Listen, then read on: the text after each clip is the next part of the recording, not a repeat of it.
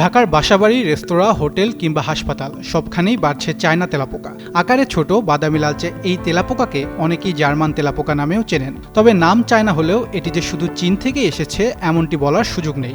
তাহলে কিভাবে বাংলাদেশে এলো চায়না তেলাপোকা? বিশেষজ্ঞদের মতে আন্তর্জাতিক বাণিজ্য ও মানুষের চলাচলের মাধ্যমেই বিভিন্ন দেশে ছড়িয়েছে এই প্রজাতি। বিদেশ থেকে আসা লাগেজ, কার্টুন, ইলেকট্রনিক্স, আসবাবপত্র কিংবা বিভিন্ন পণ্যের প্যাকেটের ভেতরে লুকিয়ে থাকতে পারে তেলাপোকা বা তাদের ডিম।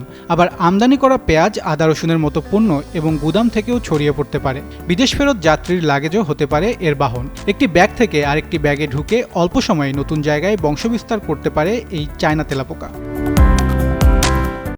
মিনিস্টার মাথা ঠান্ডা অফার, মাসিক কিস্তিতে 1.5 টন এসি মাত্র ৩,৯৯৯ টাকা ও 2 টন এসি 4,৯৯৯ টাকায় পাওয়া যাচ্ছে মিনিস্টার শোরুমে।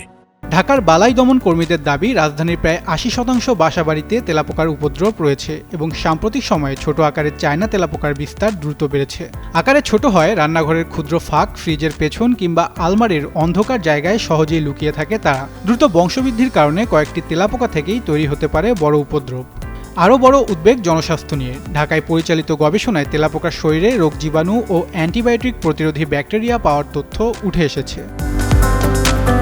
তাই চায়না তেলাপোকা ঠেকাতে বিদেশি পণ্য বা বাজারের প্যাকেট সরাসরি ঘরে না এনে ভালোভাবে পরীক্ষা ও পরিষ্কার করা, রান্নাঘর পরিচ্ছন্ন রাখা, খাবারের উচ্ছিষ্ট না ফেলা এবং দেয়াল আলমারির ফাঁকফোকর বন্ধ রাখা জরুরি। কারণ ছোট্ট এই চায়না তেলাপোকা একবার ঘরে ঢুকলে তাকে বের করা কিন্তু মোটেও সহজ নয়।